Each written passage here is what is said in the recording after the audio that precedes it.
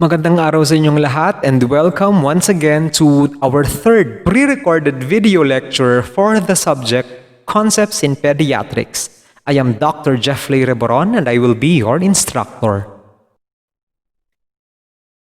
For this video, you are expected to become more familiar with the cognitive and the moral development theories of Jean Piaget and Sir Lawrence Kohlberg. We proceed to Piaget's cognitive development theory. Coming from the word cognitive, it means mental functioning. This theory was promulgated by Jean Piaget.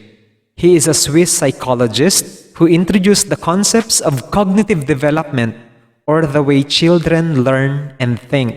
So basically, the cognitive development theory is a theory which is focused on how an individual becomes more intellectual or intelligent in nature, because it is focused on how children learn and think. This theory is categorized into 4 stages, which are called schema. So that's how Jean Piaget looks like, and again, he is the proponent of Piaget's cognitive development theory.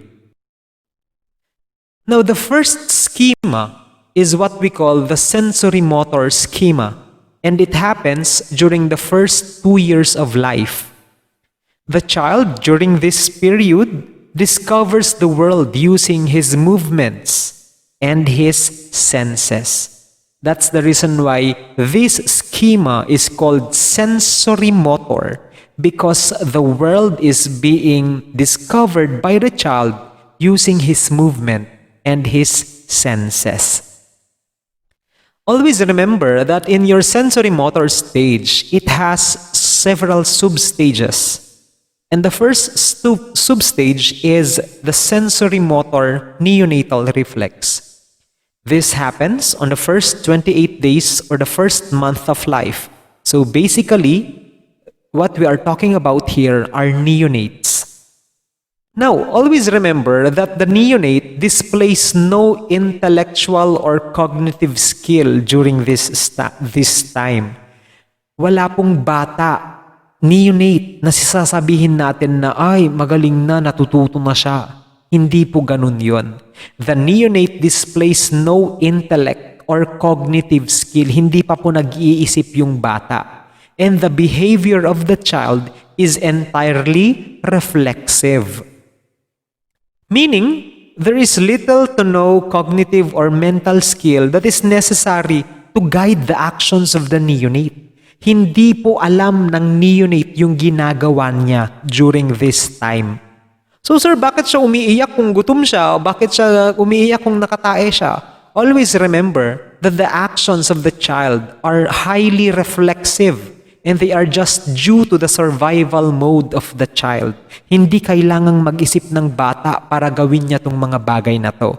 Because crying, fuzzing, sleeping, and sucking are mainly automatic movements that are for the survival of the child. It does not need any thinking or cognitive ability. That's your sensory neonatal reflex. We proceed to the second substage, which is the primary circular reaction schema, and it happens on the first 4 months of life. According to the primary circular reaction schema, knowledge is attained by the infant through repetition of behaviors that are occurring within the body by accident. Anong ibig sabihin nito? Remember that the infant, a good example of this is the infant sucking his hand. The child accidentally puts his finger in his mouth and then he sucks on it. Tapos, na-realize niya, wow, ang sarap pala ng sensation when I am sucking my thumb. So because of that, the behavior is repeated. So because of that accident that happened within the body of the child will repeat that behavior. So alam na ng bata na ay ang sarap palang mag-thumb suck. So what will happen? During the next day, magsasak yan ulit ng thumb niya kasi alam na niya that the feeling of sucking is gratifying. So again, that's primary circular reaction schema. It is an accident which occurs within the body and the child finds it pleasurable, therefore, the behavior becomes repeated. Kaya nakakakita tayo ng mga batang gustong-gustong nag-thumb suck or gustong-gustong kinakagat yung unan pag first 4 months pa lang because that is the primary circular reaction schema. Alam na nila kung ano ang satisfying. Next, we also have your substage 3, which is the secondary circular reaction schema. And it happens on the 4th month up to the 8th month of life. Dito naman po, the knowledge which is attained is from an activity that is separate from the body of the child. Excuse me.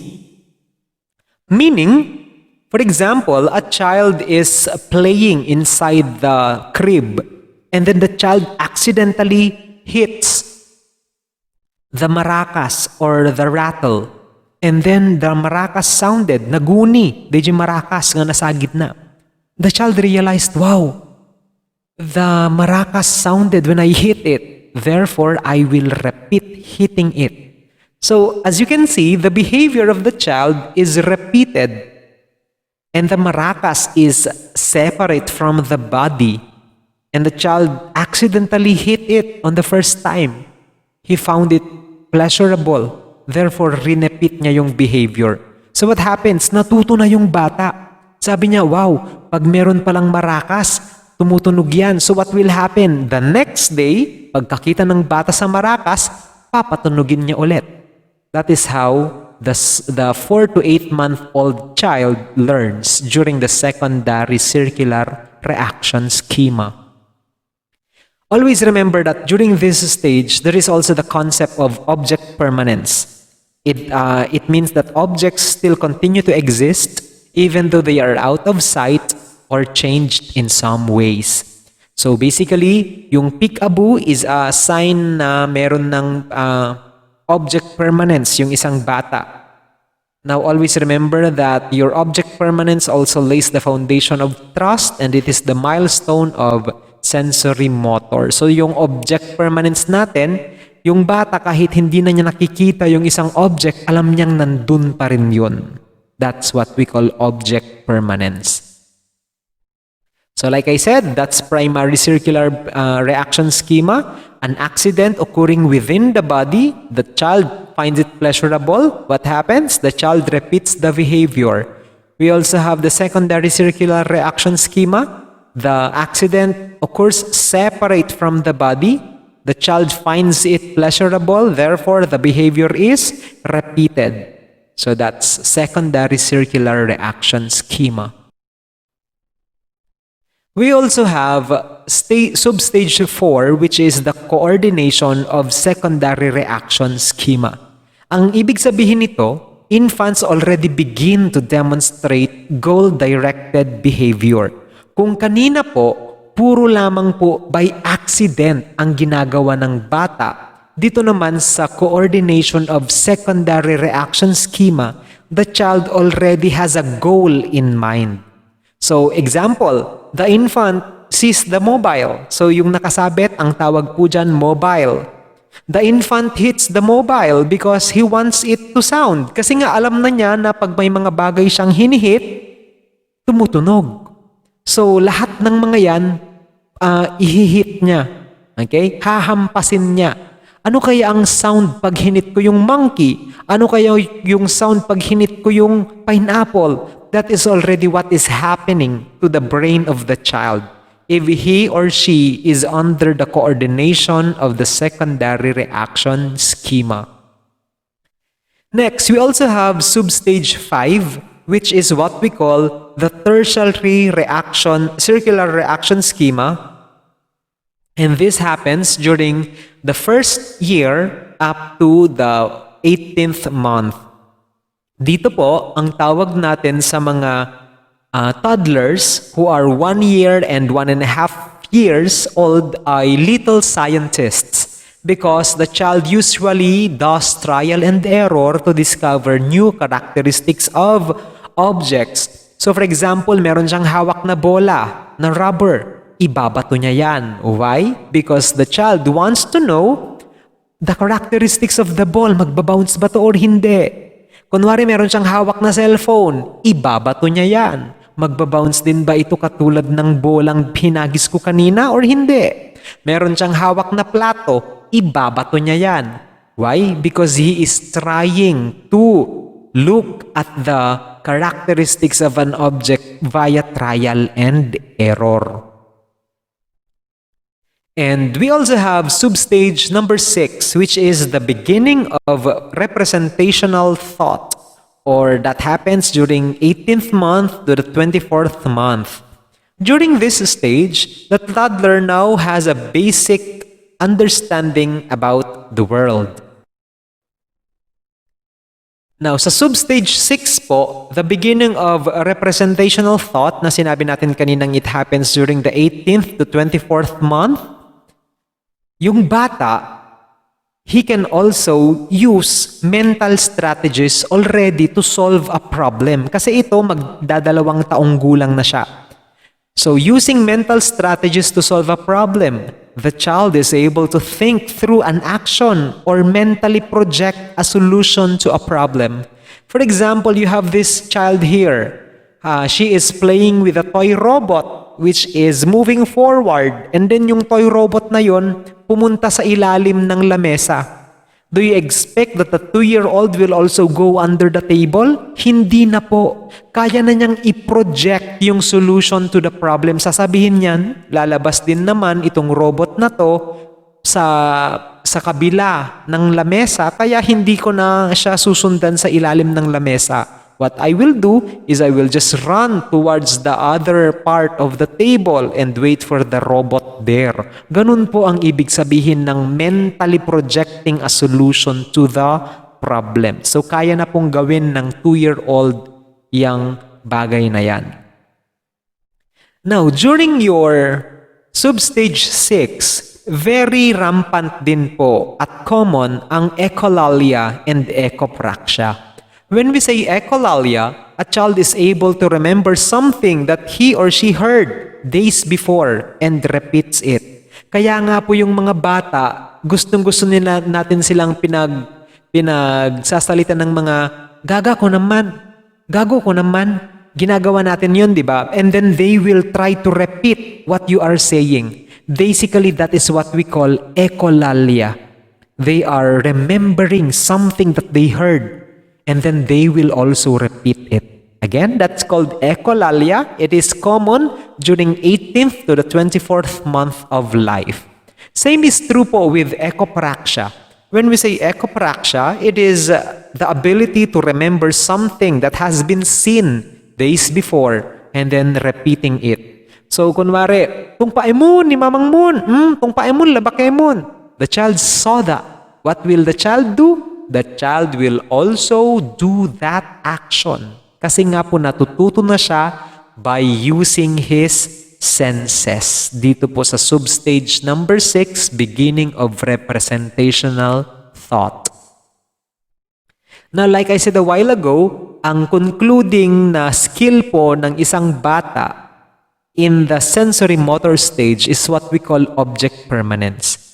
It is a critical milestone during the sensory motor period and it is the development of object permanence. So sabi dito, a child who already has object permanence ay naniniwala na kahit hindi na nakikita yung isang bagay, nandoon pa rin yon.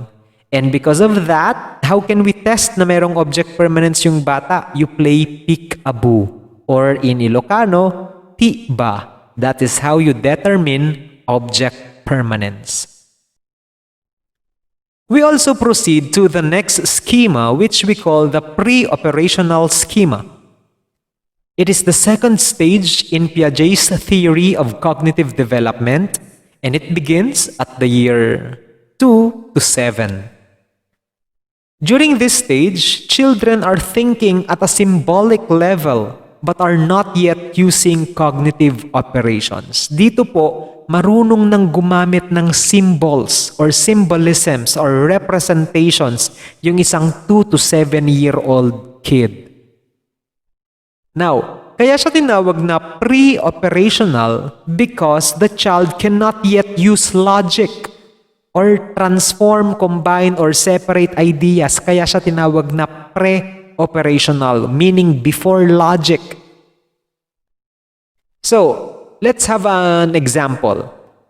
Ang pinaka-common na landmark or criteria natin for us to say that the child is already in the pre-operational schema is the use of symbolic representation. And this is very common during the 2nd to the 3rd year of life. When we say symbolic representation, it is the ability to make one thing, a word or an object, stand for something other than itself. For example, sa picture na nakikita natin dito, the kid is riding a broomstick and the kid calls it a horse. That's a symbolic representation. Ibig sabihin, the child is already able to use symbols to represent an object. So that's one landmark for your pre-operational schema, what we call symbolic representation. We also have number 2, which is intuitive thought. It is also known as centering. Dito po, children look at something and center only to one characteristic of something. This intuitive thought will lead them to have poor decision or poor judgment. Bakit? Example po dito, a child is taking a medicine that is bitter. So yung bata, pinainom mo ng gamot and then mapait pala yung gamot na yon. Therefore, the child will not like to drink any medicine anymore. Nagkasakit ulit siya. You gave him another medicine. Pero this time, orange naman ang flavor ng medicine na yon. What will the child say? Sasabihin niya, ayoko, mapait. Why? Because the child looked at something and they only center on that specific characteristic. Therefore, yung judgment niya, hindi na maganda. Kahit sabihin mo sa kanya na, or strawberry flavor to, iba yung ininom mo kagabi. Hindi niya yan iinumin. Why? Kasi nga, nag-centering na siya. Meron na siyang intuitive thought. Alam niya, mapait pa rin kahit anong klaseng gamot yung ibigay mo. Kasi nga, mapait yung unang binigay mo. Alright? So that is the basis when they say, first impressions last. Dito po yun, sa intuitive thought. Okay? Pero ginagawa lang yun usually ng 2 to 3 years old individuals. Alright. Another substage on your pre-operational schema is what we call egocentrism. And it refers to the child's inability to see the situation from another person's point of view. Ibig sabihin dito, hindi maintindihan ng bata kung bakit ayaw mo sa isang bagay. Gustong-gusto niya yon. Okay? So according to Piaget, the egocentric child assumes that the other person sees, hears, and feels exactly the same way that they do. Kunwari, example natin, Kid A is forcing Kid B to like his favorite color, na color red. Dedoy aneti pagbadom color red, nagmayat. Ipapilit na. Bakit niya ginagawa yon? Kasi ang feeling niya, kung ano yung nararamdaman niya, kung ano yung nakikita niya, yun din yung nakikita ng ibang tao. That's the reason why children, toddlers will hate you when they say, nagpangit detay ayam mo. Because hindi nila maintindihan kung bakit ang pangit ng tingin mo sa laruan niya, pero para sa kanya, ang ganda-ganda naman ng laruan. That is what we call egocentrism. They are not able to understand the other people's viewpoint. We also have what we call symbolic play. And toddlers will, under the pre-operational schema, will now engage in creating their own imaginary world using the power of their intellect. So nag-grow na yung imagination ng isang bata. During this symbolic play, egocentrism starts to decline. Nawawala na po yung egocentrism ng bata. Naiintindihan na nila that there are other individuals also who may have different opinion, different perspectives, and children will begin to enjoy the participation of another child in their imaginary games. Kunwari, magkakaroon sila ng Power Rangers. Yung isa sasabihin niya, pinakamaganda si Yellow. So, pag egocentric yung isang bata, sasabihin niya, hindi, mas maganda si Pink. Ganun siya. Pero since wala na po yung egocentrism during the symbolic play, they are able already to participate with one another, respecting the opinion or likes of other individuals. So that is another landmark in your pre-operational schema. Now, children under pre-operational schema will also have a sense of animism. And when we say animism, this is the belief that inanimate objects such as toys and teddy bears are alive and have human feelings, purpose, and intention. So as you can see, a child here is trying to cure and is talking to a teddy bear. Why? Because he believes that the teddy bear is sick and the teddy bear needs attention. Animism po ang tawag natin dyan. Inanimate objects, they think, have lives. Animism. Now, if a child is 4 to 5 years old, for them, everything is alive. Pag siya naman ay naging 5 to 7 years old na, they realize that only the ones that are moving are alive. So yung mga laruang robot, laruang mga gumagalaw na de baterya, para sa kanila buhay din yun. And then, when they are already 7 to 9 years old, they realize that only the ones that move spontaneously are alive. Yung mga gumagalaw lang na kahit hindi mo inoon or inaandar, yun lang para sa kanila ang buhay. But if the child is already 9 to 12 years old, they realize that only plants and animals and human beings are alive. Next, still under the concept of a pre-operational schema, we also have what we call artificialism. And this is the belief that certain aspects of the environment are manufactured by people. So dito po, the child does not yet understand how the world began. Hindi niya alam kung bakit may mga clouds, hindi niya alam kung bakit umuulan, gusto niyang malaman kung bakit may sun. That is what we call artificialism. So example, the child believes that the thunder, kulog, or guruod in Ilocano, is created by people in the heavens who are banging the drums very loudly. Meron din yung mga iba, ang akala nila pag merong thunder, umuutot yung mga tao sa taas. That is what we call artificialism. The belief that certain aspects of the environment are manufactured by people. We also have the term irreversibility. And it is a stage in early child development in which a child falsely believes that actions cannot be reversed or undone. For example, yung bata, nakita niya na yung balon niya na pinaglalaruan mo ay na-deflate.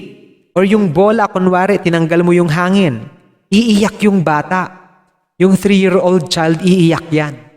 Why? Because he understands that the ball can not be easily inflated. Okay? So sabi niya, sinira mo na yung bola ko, dinadahil mo din yung bola ko, kunanadeta. Why? Because for him, that action cannot be reversed anymore. So sabi dito, if a 3-year-old boy sees someone deflate a ball, he will not understand that that ball can easily be inflated again. Alright? So yun po yung irreversibility. Pag ginawa mo na yung isang bagay, hindi mo na siya pwedeng ibalik sa dati. So that's the concept of a 3-year-old boy. Now, we also have the concrete operational schema, and this is usually developed during 7th to the 11th year of life. The child in the concrete operational schema starts to develop organized and rational thinking, and the child is now mature enough to use logic or logical thought or operations. So, tumalino na yung bata dito. So, he can already use logic or operations. Now, we have the term conservation. This happens during the concrete operational schema. And ano tong skill na to? This refers to a logical thinking ability that allows a person to determine that a certain quantity will remain the same despite the adjustment of the container, the shape, or the appearance. Sige, isimplify natin ito using this example. Which one has more water? Dito po, sa experiment na ito, Jean Piaget presented one kid with 2 glasses of water na pareho ang level. So alam ng bata na pareho lang po ang laman ng basong mga ito. Kasi magkapareho din sila ng tangkad. And then what did they do? The other glass, the contents of the other glass was placed on the another glass which is taller. And then they asked again, which one has more water? The child automatically thinks na kung ano yung mas matangkad, yun yung mas madami. And pag yun yung sinagot ng bata, pag sinabi ng bata, this taller glass has more water, ang ibig sabihin niyan, the child has not yet developed conservation. Bakit? Kasi nga po ang conservation is the ability to allow you to determine that certain quantities will remain the same despite the adjustment in the container, the shape, or the size. So, pag yung bata, tumanda na siya, tanungin mo ulit, gawin mo ulit tong activity na ito. And then tanungin mo, which one has more water? Pag sinabi niya, pareho lang sila. That means that the child already has attained a sense of conservation. Kasi naiintindihan na po niya yung concept ng conservation. Next, we also have the term classification. It is the ability to identify the properties of categories, to relate categories or classes to one another, and to use categorical information to solve problems. I have a pinsan before, I have a cousin na favorite niya ang kangkong. And then, every time na pinapakain siya ng green leafy vegetable, she says, wow, kangkong. So kumakain siya ng kangkong every now and then. Kangkong lahat ng green leafy vegetable. But then, kahit na petchay yung kinakain niya, kahit na malunggay yung kinakain niya, she says, it's kangkong. Kangkong. Pero nung tumanda siya, she was already able to develop a sense of classification. Anong ibig sabihin nito? Na hindi lang pala kangkong ang green leafy vegetable sa mundo. Meron ding mga talbos ng kamote. And then tinanong ko siya, anong ulam mo? And she said, I'm eating talbos ng kamote. So hindi na lang po kangkong alang-alam niya. So that's what we call classification. It is the ability to identify the properties of categories and to relate these categories to one another. Next, we also have the concept of seriation. It is also known as logical order. This is a cognitive skill which is developed during the 7th to 11th year of life, which involves the ability to mentally arrange items along a quantifiable dimension such as height or weight. So dito po, kayang-kaya na pong i-arrange nung bata yung kanyang mga toys from biggest to smallest. Why? Because the child already has developed the sense of seriation. Kaya na niyang gawin yun pagtingin pa lamang niya. But you ask, that activity to be performed by a 2-year-old child, hindi niya kayang gawin. Also, under concrete operational schema, we also have inductive reasoning. And it is the mental activity using existing knowledge to generate new knowledge that may not be true. Dito po sa inductive reasoning, we base our knowledge on our personal experiences. Malalaman natin mamaya ito. Inductive reasoning is required whenever people need to fill gaps in their knowledge with best guesses about the state of the world. Dito po sa inductive reasoning, it involves the use of bottom-up logic. This means that knowledge or understanding can be formed from specific facts which are from the bottom, which are based on your experiences, to general idea. Example, a child sees 3 green snakes. So that's the general, that's the specific idea. And then the child will automatically assume na lahat pala ng mga ahas ay kulay green. Kasi lahat ng mga nakita ko na ahas ay color green na. Tama po ba? Another example. Kunwari, nanood siya ng pelikula. And then, yung madre doon ay masungit tapos naging aswang at the end of the night. During the evening, I should say. And then, nanood ulit siya ng isang pelikula. Again, ganun ulit yung theme. Yung madre, masungit, and then pagkatapos ng gabi, ay pagkatapos ng araw, nagiging aswang. What happens? The child automatically thinks na lahat ng madre ay nagiging aswang. That's the bottom-up logic. Based on experience, inassume niya na lahat-lahat ay ganun din. Alright? So that is what we call inductive reasoning. Sige, kunwari, you are still in your inductive reasoning. Niloko ka ng isang lalaking may braces. Next boyfriend mo, meron ulit braces. Niloko ka ulit. And then you automatically assume lahat ng mga lalaking may braces, manloloko. Okay? So that's what we call inductive reasoning. Sabi dito, they are just best guesses, but they may be or may not be true. Next, we also have the formal operational schema, which happens after the 12th year onwards. According to Jean Piaget, this is the highest form of cognitive development. The formal operational stage is the fourth and the final stage in Piaget's theory, and it begins at approximately 11 to 12 years of age and continues towards adulthood. So pag kayo ay more than 12 years old na, ang ginagamit nyo ng way of thinking is what we call the formal operational schema.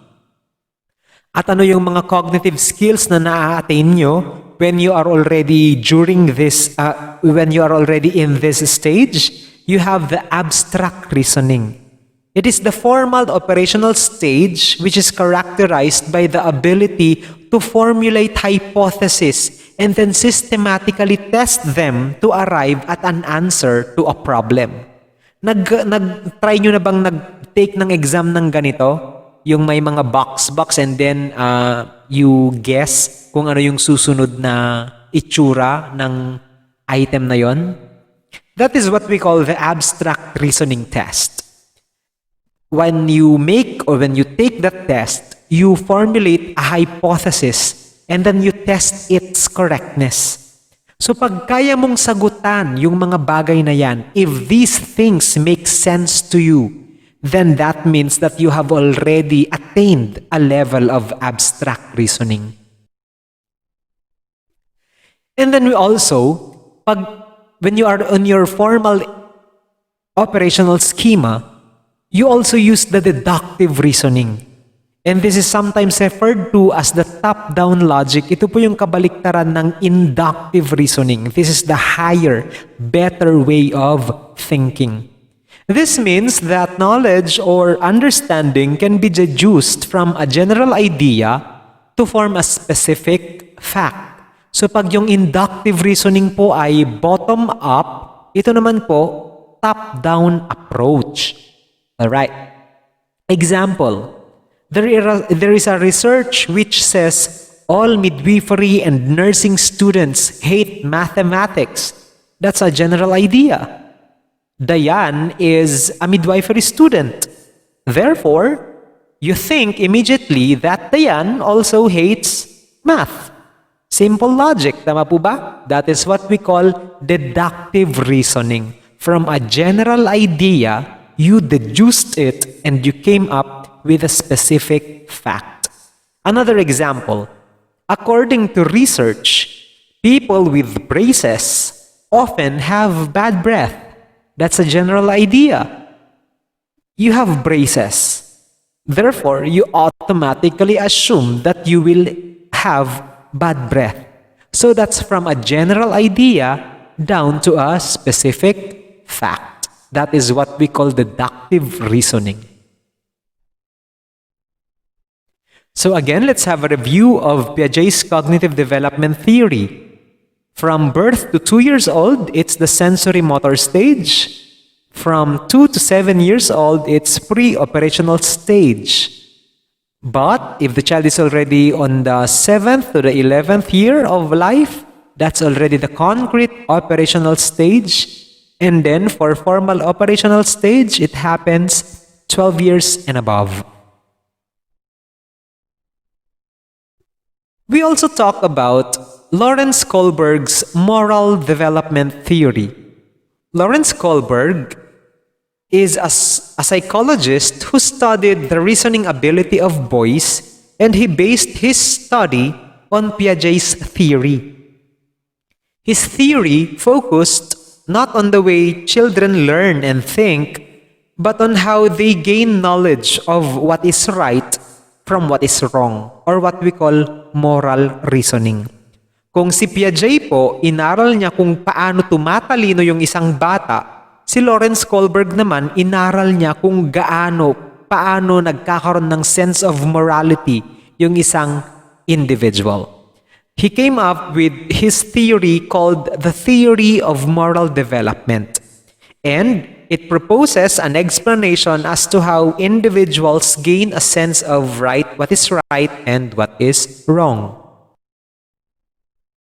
Lawrence Kohlberg divided his theory into three: the pre-conventional, conventional, and post-conventional stage. Let us have a look at level 1, pre-conventional stage.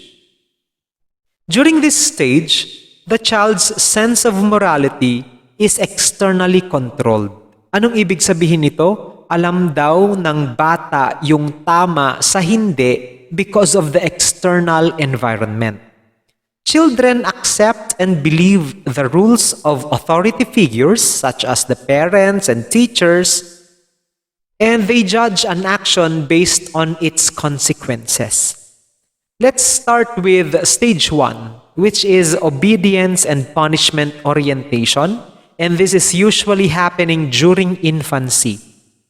This stage focuses on the child's desire to obey rules and avoid being punished. For example, an action is perceived by the infant as morally wrong because the wrongdoer is punished.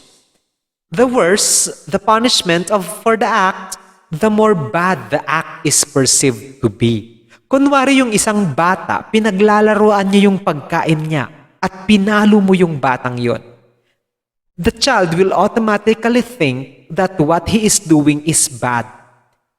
And then, kunwari yung bata, pinaglalaroan niya yung pagkain niya, binatudin niya yung mga kubyertos niya, binasag niya yung mga pinggan, ang lakas ng palo na binigay ng nanay.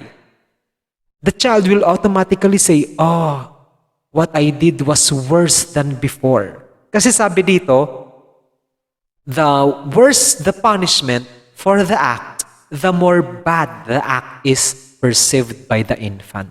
Alright? Kaya siya tinawag na obedience and punishment orientation. So let's simplify it. ang nasa isip ng infant, I will do good so that I will not get punished. Kaya siya tinawag na obedience and punishment orientation. So what do we do? As midwives, the implication of this is that the punishments that are given to the child for their mistake should not be severe or traumatizing. Nakabasag na siya ng pinggan, pinag-uuntog mo na siya sa pader. Hindi naman po ganun. Alright? So, pwedeng scolding lang or pwedeng a little slap lang on the hands para naman matuto, para alam niya kung ano yung tama sa mali. That is how we teach them during the obedience and punishment orientation. That's for infancy. Stage 2 is what we call instrumental orientation. And the right behavior is usually dictated by their best interest. Sabi ng bata, tatanungin niya, what do I get if I do the right thing? What's in it for me? Okay? The individual interest of the toddler is more important than the needs of other people. Anong ibig sabihin nito? The child will do good because he will gain something out of it. Kaya siya tinawag na instrumental orientation. The concern for others is not based on loyalty or intrinsic respect. Rather, ang piniisip ng bata, you scratch my back and I'll scratch yours. Ang iniisip niya, gagawa ako ng mabuti, bigyan mo ko ng reward. That is the mentality of a toddler in the instrumental orientation phase. Now, let's have a simplified explanation of stage 2. I will do good so that I will get rewarded. That is instrumental orientation. Now, what is the nursing implication that we have to do? Always remember that the child should not only be rewarded with material things or monetary rewards. Hindi po pwedeng ganon.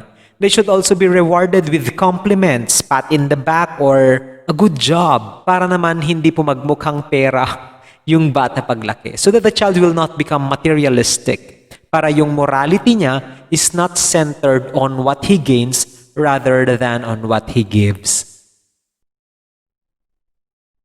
Next level is what we call the conventional stage.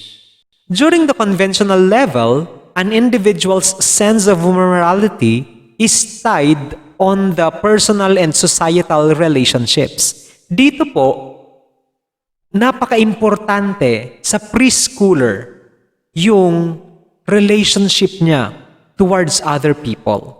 Children continue to accept the rules of authority figures, but this is because they believe that it is necessary so that they can keep the positive relationship and societal order. Kaya nga pag yung bata sinabi mo, pag yung preschooler sinabi mo, ijikan hanggang kakayatan, hanggang kakayat, no kunam kumakanya na, the child will cry. Why? Because for the child, for that preschooler, it is very important to keep the relationship with that person. Alright? So we have stage 3 under conventional stage, and it's called the good boy, nice girl orientation. Dito po, children want approval of other people. Emphasis is placed on good behavior and people being nice to other people. So para sa kanila, being called nice or being called good is important. Children during this stage do good deeds not because they want to do the right thing, but because they want to be called nice or good. So simplify natin.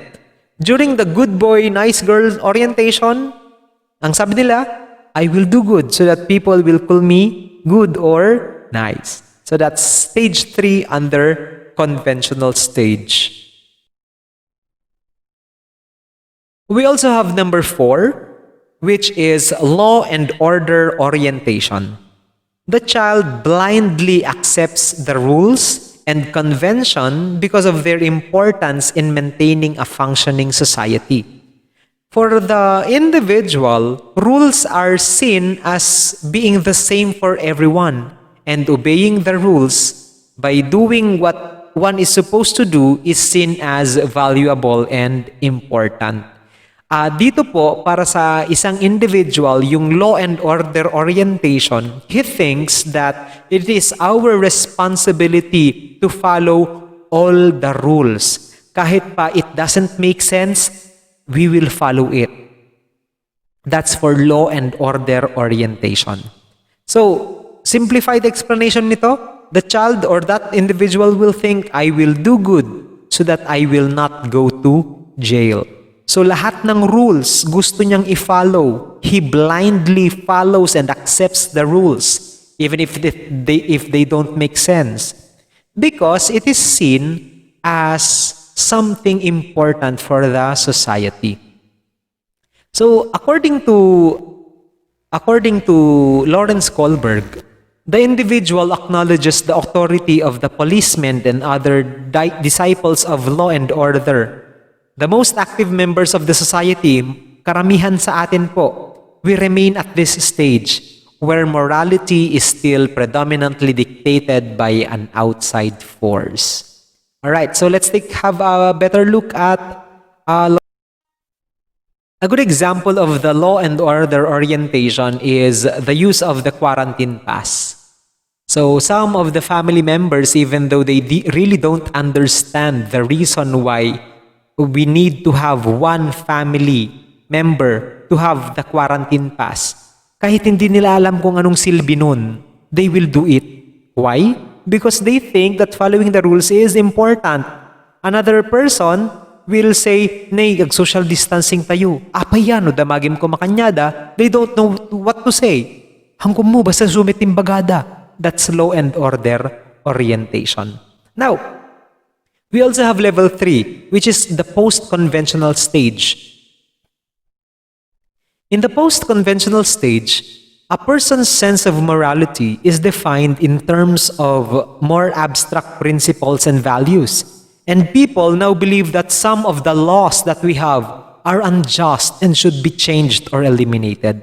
So kung kanina po, sa conventional stage, ang importante sa atin ay we follow the rules. Dito po, we already have a sense of what laws are okay and what laws are needed to be changed. During the post-conventional stage, the individuals may disobey the rules that are inconsistent with their own principle. Kunwari, sa isang classroom, kailangan mong i-greet lahat ng tao according to your teacher. Kahit pa-friend mo yon or hindi. But for you, ayaw mong nakikipagplastikan sa ibang tao. So what do? Do you follow the rules set by the teacher? Usually, some of the people will say, ayoko nga. Ayokong pansinin yan. Ayokong makipagplastikan. That is an example, a simple example of the post-conventional stage. You already begin to disobey rules which are inconsistent with your own principles. Hindi pasok sa prinsipyo mo, hindi mo gagawin kahit pa parte ng batas. People in this stage believe that human rights like life, liberty, justice are more important than any social conventions, rules, and regulations. So dito po, we already have a sense for us of what is more important. At kung yung mga law na meron tayo ay it is against the freedom of people, it is against life, it is against justice, then we do not believe in those laws. A good example of this also is the extrajudicial killing. There are people who are against extrajudicial killing, and I believe that they are under the post-conventional stage. Bakit? Kasi nga po, they believe that killing a person even without a trial, even without the court of law, is not good. It is not part of human rights because it violates the right to life. So, post-conventional stage pang tawag natin doon, there are some law that do not make sense if they trample with life, liberty, and justice. Now, remember that not all people will reach the post-conventional stage. May mga iba po sa atin na 70 years old na pero nasa conventional stage pa rin, and that's perfectly okay. Example dito, people speaking up against injustices. Kunwari yung nanay mo, kunwari merong bata na binubugbog ng tatay. And then your mother who is already 50 years old, wala siyang imik. Wala siyang imik, hindi niya pinipigilan yung nambubugbog. That means that she is not yet on the post-conventional stage. Bakit?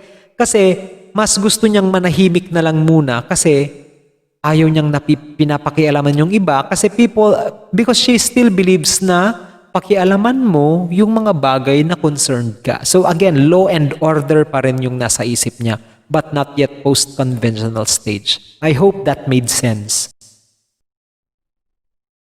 Now, under the post-conventional stage, we have stage 5, which is what we call social contract orientation. The person now starts to view the world as a place with different opinions, rights, and values, and should be mutually respected as unique to each community.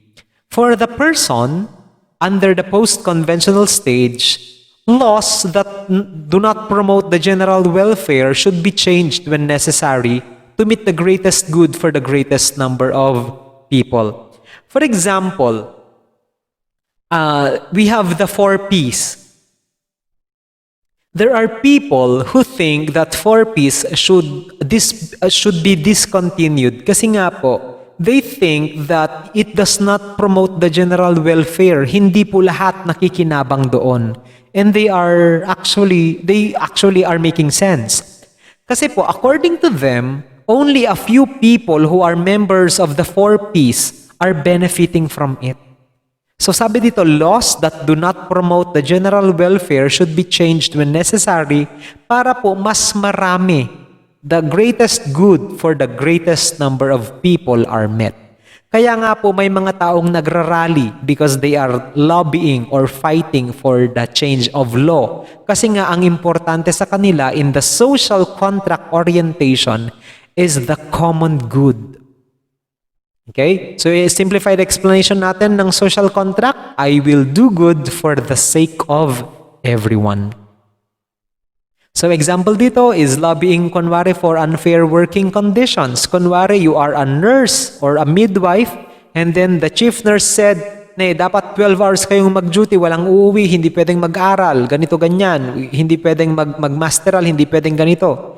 And then you started speaking up. And then you said, ma'am, parang hindi naman po maganda yon, baka pwede po nating pag-usapan. That's already a social contract orientation because you are already starting to believe that the law set by the chief nurse is just good for the hospital and not for the greater good of the many.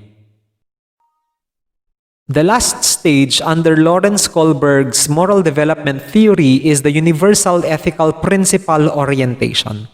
According to the stage 6, in here, moral reasoning is based on abstract reasoning using the universal ethical principles. Dito po, our personal principles are more important than the laws that are promulgated by the disciples of law. Example, if a person already has a concrete ethical principle, they want to follow it. Kunwari, may isang tao or may isang professional na gusto niya, pinaghihirapan niya lahat ng kanyang mga awards na nare-receive, yung mga lahat ng merits niya. That hardworking individual has a principle na if I ask for it, I don't deserve it. Or if I ask for it, I don't want it. Kasi gusto niya, pinaghihirapan niya lahat ng mga bagay-bagay. Now, in that example, yun yung principle ng tao na yon. Now, here comes an individual who said, uy, kaya mo ta ipatangkakin ni Presidente tano may promote ka. So, with that opportunity, the person that we were talking about would say, ayoko, wag mong gagawin yun.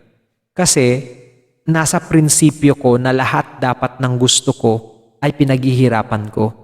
So, in that example, that person is already under the universal ethical principle orientation. Bakit po? Because he is relying on abstract reasoning and universal ethical principles to follow what he or she wants to do. Bakit? Kasi nung na-promote nga tao using the compadre system, masakit sa loob niya yun. Why? Kasi mas importante sa kanya yung na-finalo niya yung kanyang principle. So that is the stage 6, which is the Universal Ethical Principle Orientation. Congratulations for finishing the first module. Assessment time, log on to Edmodo because you will have another quiz. I hope you had fun as much as I did. Make sure to complete all the requirements for Module 1 and make sure to complete all the quizzes for Module 1. Maraming salamat po.